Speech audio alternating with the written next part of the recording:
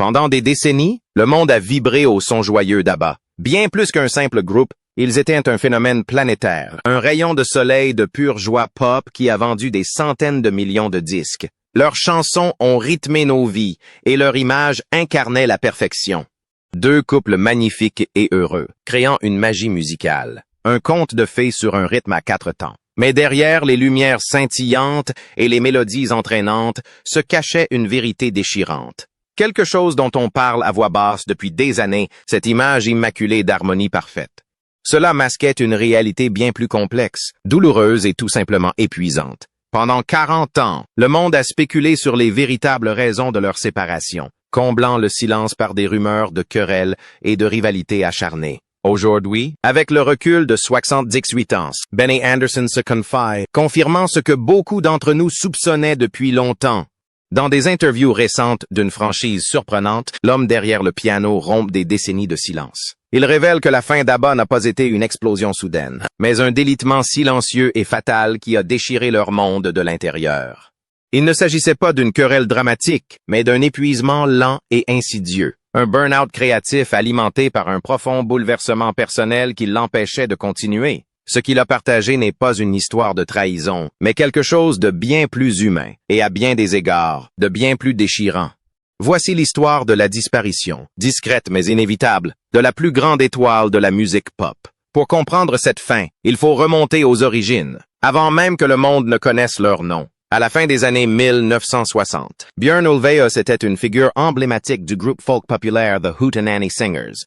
Benny Andersson était le claviériste des Hepstars, la réponse suédoise aux Beatles. Une rencontre fortuite en 1966 a donné naissance à une collaboration musicale qui semblait prédestinée. À la même époque, deux des chanteuses les plus appréciées de Suède captivaient le pays. Anni-Frid Lyngstad, dite Frida, était une chanteuse influencée par le jazz, dotée d'une voix riche et polyvalente, qui avait remporté un concours national de jeunes talents. Il y avait aussi Agneta Fältskog, une véritable star de la pop, auteure, compositrice, interprète de grand talent. Elle avait déjà dominé les charts suédois avec ses propres chansons avant même d'avoir 20 ans. Elle était la jeune première à la voix de soprano cristalline. La musique a réuni Benny et Björn, mais c'est l'amour qui a donné naissance au groupe. En 1969, Benny et Frida se sont rencontrés et sont tombés amoureux. La même année, Björn rencontra Agneta lors du tournage d'une émission spéciale pour la télévision. Ce fut le coup de foudre et ils se marièrent en 1971. Le tableau était complet. Deux auteurs-compositeurs de génie, profondément amoureux de deux chanteuses extraordinaires. Le rêve de tout attaché de presse. Leur premier single ensemble, People Need Love, connut un succès modeste en Suède. Mais ce fut un premier aperçu de la magie dont ils étaient incapables. Leur véritable tremplin arriva en 1974 sur la scène prestigieuse de Brighton, en Angleterre, lors du concours Eurovision de la chanson. Alors dominés par les ballades émouvantes, ils interprétèrent Waterloo. Ce fut une explosion de glam rock, de pop parfaite et de joie pure, avec bottes à plateformes argentées et guitares en forme d'étoiles. Le monde n'avait jamais rien vu de tel. ABBA était arrivé et sa conquête mondiale avait officiellement commencé. Cette victoire à l'Eurovision n'était pas qu'un simple succès. Elle a ouvert la voie à un véritable phénomène. Les années suivantes ont vu ABBA atteindre un niveau de célébrité que peu d'artistes connaissent. Parmi leurs tubes, On Compte Relentless, S.O.S. Mamma Mia! Fernando et Dancing Queen. Chaque chanson était un chef-d'œuvre de pop, méticuleusement produite par Benny et Björn, sublimée par les harmonies vocales envoûtantes d'Agneta et Frida. Le son ABBA était né, joyeux, mélancolique et absolument irrésistible. Ils ont dominé les charts de Tokyo à Toronto. Ils étaient au sommet du monde, mais cette ascension fulgurante avait un coût humain exorbitant. Derrière les sourires et les tenues étincelantes, les fondations de leur monde parfait commençaient à se fissurer. La pression était tout simplement inimaginable. C'était un cycle infernal et épuisant, écrire, enregistrer, promouvoir, partir en tournée, et recommencer. Il n'y avait pas une seconde pour respirer, pas une seconde pour assimiler le rythme effréné des événements. Nous savons aujourd'hui à quel point cette pression a affecté les membres, et notamment Agneta. Se décrivant comme introvertie, elle n'a jamais été à l'aise avec le chaos de la célébrité. Sa peur panique de l'avion, bien connue, faisait des tournées une source d'angoisse constante. Mais surtout, elle était mère. La culpabilité qu'elle ressentait d'être séparée de ses jeunes enfants, Linda et Christian, était une douleur lancinante et persistante. Elle a dit un jour, « On se couche toujours en sachant qu'elle me désire et qu'Abba me désire, et c'est très difficile de tout concilier. » Björn a plus tard qualifié d'épreuve difficile le fait que sa fille ne reconnaisse pas sa mère après une longue tournée, et l'attention du public n'a jamais cessé. Leur image étant celle de deux couples heureux, leur mariage n'était pas considéré comme les leurs. Elles étaient considérées comme des figures publiques. On attendait d'elles qu'elles incarnent en permanence les personnages joyeux de leurs pochettes d'albums, une performance de plus en plus difficile à maintenir. Par-dessus le marché, Agnetha était souvent prise pour cible et objectifiée par la presse. Ils ne se sont pas contentés de l'interroger sur sa musique. Ils l'ont aussi interrogé sur son physique, réduisant une artiste sensible à un simple objet de désir, une étiquette qu'elle n'a jamais souhaitée et qu'elle a toujours profondément rejetée. C'est pourquoi les récentes réflexions de Benny Andersson sont si importantes. Il a évoqué une lassitude créative et émotionnelle croissante apparue durant ses années de gloire. L'exigence de produire constamment une musique entraînante et joyeuse a commencé à sonner creux à mesure que leur vie privée devenait plus tendue. La machine à bas devait continuer à tourner à plein régime, même si les 4 personnes qui la composaient commençaient à s'effondrer. Benny décrivait ces années comme empreintes d'une sorte de tristesse sourde. Ils ne se disputaient pas. Leur popularité commençait à décliner. La première fissure publique dans la façade parfaite d'ABBA est apparue en 1979. Au sommet de leur gloire mondiale, Björn et Agnetha ont annoncé leur divorce. Pour le public, ce fut un choc. Cela brisa le conte de fées auquel tout le monde avait adhéré. Pour le groupe, ce fut un événement cataclysmique qui allait changer leur dynamique à jamais. Officiellement, il s'agissait d'un divorce à l'amiable, 2 personnes qui prenaient leur distance en bons termes. Mais Agnetha a avoué plus tard être dévastée par la séparation et avoir eu besoin d'une thérapie pour s'en remettre. Comble de Malheur. Une semaine seulement après leur séparation, Björn avait déjà une nouvelle petite amie. La douleur était profonde, et pourtant le spectacle devait continuer. ABBA était une entreprise avec des engagements qu'un chagrin d'amour personnel ne pouvait interrompre. Les 4 membres se retrouvèrent donc confrontés à une situation presque inimaginable, travaillant ensemble dans l'espace intime et chargés d'émotions d'un studio d'enregistrement. 2 d'entre eux étaient désormais ex-époux, transformant leur histoire commune en musique, sous le regard attentif du monde entier, avide du moindre rebondissement. De cette tourmente est née ce qui est sans doute la chanson la plus poignante de toute leur discographie. The Winner Takes It All.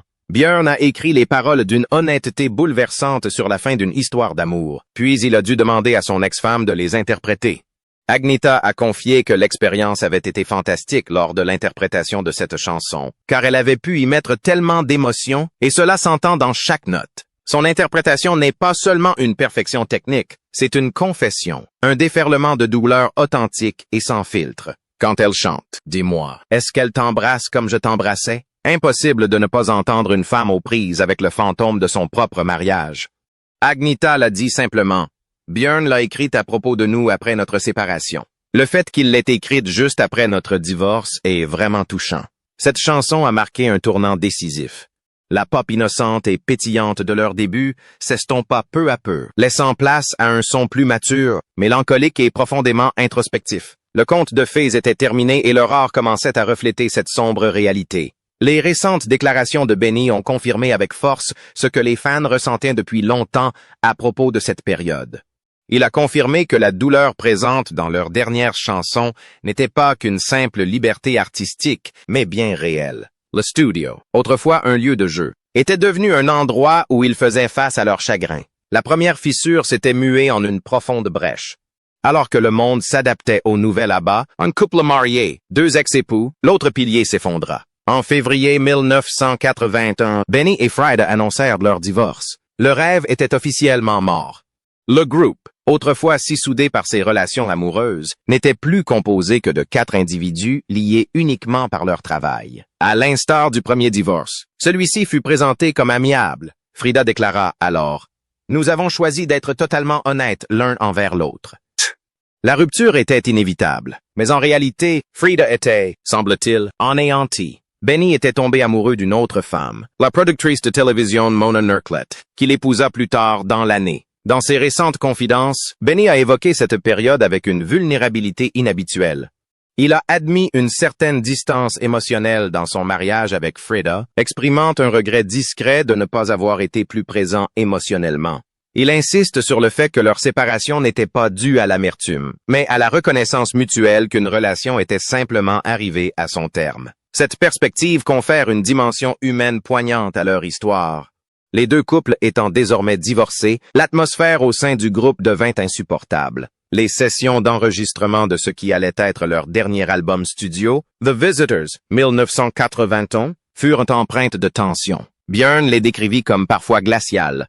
Frida a également remarqué qu'ils commençaient tous à se lasser de travailler ensemble. La joie, la complicité naturelle, l'étincelle, tout avait disparu. Il ne restait plus que 4 collègues essayant de faire de la musique dans une pièce hantée. Voilà la réalité qui se cache derrière la récente confirmation bouleversante de Benny. Nous étions épuisés, a-t-il admis. Nos mariages s'effondraient. La musique commençait à sonner faux. Il nous fallait nous arrêter pour nous préserver. Il a décrit la fin non pas comme un grand combat, mais comme un délitement silencieux et fatal. Il n'y a pas eu de tournée d'adieu, ni d'annonce de séparation fracassante. Ils se sont simplement arrêtés. Leurs derniers enregistrements témoignent de leur profonde tristesse. Les chansons de The Visitors, Like One of Us et When All Is Said and Done sont empreintes de perte et de résignation. Leurs tout derniers enregistrements, The Day Before You Came et Under Attack, sont des chefs-d'œuvre de pop mélancolique, mais ils sonnent comme une froideur émotionnelle. Ils sonnent comme une fin. Le projet initial prévoyait une pause temporaire. Mais alors que Benny et Björn se consacraient à l'écriture de leur comédie musicale, Chess, l'élan pour reformer ABBA s'est tout simplement essoufflé. La pause s'est prolongée en mois, puis en années, puis en décennies. Après 1982, les 4 membres d'ABBA se retirèrent de la scène internationale. Agneta et Frida sortirent des albums solo, tandis que Benny et Björn connurent un immense succès avec la comédie musicale Chess, puis avec le phénomène mondial Mamma Mia. Mais pour les fans, l'histoire restait inachevée. L'absence de séparation officielle a laissé un vide alimenté par des décennies de spéculation. Étaient-ils ennemis? Y avait-il des querelles secrètes? Pourquoi le plus grand groupe du monde se séparerait-il ainsi? Le monde rêvait d'un feuilleton, mais la vérité était bien plus calme. C'est ainsi que Benny Andersson, avec l'âge, a finalement mis fin aux rumeurs. Sa franchise a enfin apporté la conclusion que les fans attendaient depuis 40 ans. Il a patiemment déconstruit les mythes, les remplaçant par une vérité plus douloureuse, mais tout aussi honnête. Il confirme que la raison principale était un épuisement émotionnel et créatif total. La machine était à court de carburant. Il a déclaré que les dernières années du groupe lui avaient paru être de longues journées de travail sans inspiration. Il a également confirmé que les divorces n'étaient pas qu'un simple décor, mais bien le cœur du sujet. Leur rupture personnelle a rendu impossible le processus intense et collaboratif de la création musicale. Et oui, la pression écrasante de la célébrité, particulièrement pour Agneta, a créé une tension qu'ils n'ont pas pu surmonter. Plus important encore, Benny a clairement indiqué qu'il n'y avait pas de coupable unique ni de trahison. Il décrit la fin comme une conclusion naturelle, une fin respectueuse et nécessaire à quelque chose devenu intenable. C'était, selon ses propres termes, un délitement inévitable. Sa révélation la plus poignante fut peut-être de qualifier la période suivant la rupture de tant de morts créatives. Ce silence, après des années de musique incessante, était poignant. Il traduit avec force le profond traumatisme personnel que la fin d'ABBA a engendré. Après des décennies de rumeurs, Benny a troqué le sensationnalisme des tabloïds contre une vérité humaine. Même si le groupe s'est tu, sa musique, elle, est restée vivante. Les années 90 ont connu un incroyable regain de popularité avec la sortie de la compilation ABBA Gold, un véritable succès commercial. Puis est arrivé Mamma Mia, d'abord une comédie musicale à succès, puis 2 films à succès, qui ont ancré leurs chansons dans le patrimoine culturel mondial. Leur héritage, c'est la perfection pop, mais leur avenir est placé sous le signe de l'innovation remarquable. Pendant des années, le groupe a refusé des offres astronomiques pour se reformer, dont une, selon la rumeur, s'élevait à $1 milliard. Benny a été clair à ce sujet. Nous ne remonterons plus jamais sur scène. Nous n'avons tout simplement plus aucune motivation. Ce n'est plus ce que nous sommes. Mais une idée a tout changé. ABBA Voyage. Au lieu d'une réunion traditionnelle, ils ont embrassé l'avenir. Ce spectacle londonien révolutionnaire met en scène des avatars numériques d'un réalisme saisissant. Les avatars, représentant les membres du groupe à leur apogée dans les années 1970, interprétant leur plus grand succès avec un groupe en live. C'est une façon de faire vivre la musique sans contraindre les membres d'EO à reprendre des rôles qu'ils ont depuis longtemps dépassés. Ce projet s'inscrit parfaitement dans la lignée des récents propos de Benny. Il est très attaché à leur héritage et ne s'intéresse qu'aux projets véritablement significatifs. ABBA Voyage est précisément cela. Un pont entre le passé et le présent. Une célébration de la musique sans les contraintes d'une véritable tournée. Il permet au monde entier de ressentir la joie d'ABBA en concert, tout en préservant la tranquillité que les 4 membres fondateurs ont si durement recherchée. L'histoire d'ABBA est un paradoxe. C'est l'histoire d'un succès fulgurant et d'un profond sacrifice personnel. C'est l'histoire d'une musique qui a apporté une joie immense à des millions de personnes, créée par 4 individus confrontés à une souffrance intime profonde. Benny Andersson a enfin livré au monde la véritable histoire, Sans Ferd. Il a confirmé qu'ABBA ne s'est pas arrêté brutalement, mais progressivement, sous le poids humain d'une vie hors du commun, sous les feux de la rampe. La pop scintillante dont nous sommes tous tombés amoureux n'était pas un leurre, mais elle a été forgée dans le feu bien réel de l'épuisement créatif et du chagrin personnel. Le silence qui a suivi n'était pas né de la colère, mais du besoin de guérir. 40 ans plus tard, ce silence a laissé place à une vérité discrète, bouleversante et incontestable. Quelle est votre chanson préférée d'ABBA? Quel impact leur musique a-t-elle eu sur votre vie? Partagez vos impressions dans les commentaires. Si cette histoire vous a captivé, abonnez-vous et activez les notifications pour ne manquer aucune de nos prochaines explorations de l'histoire de la musique. Merci d'avoir regardé.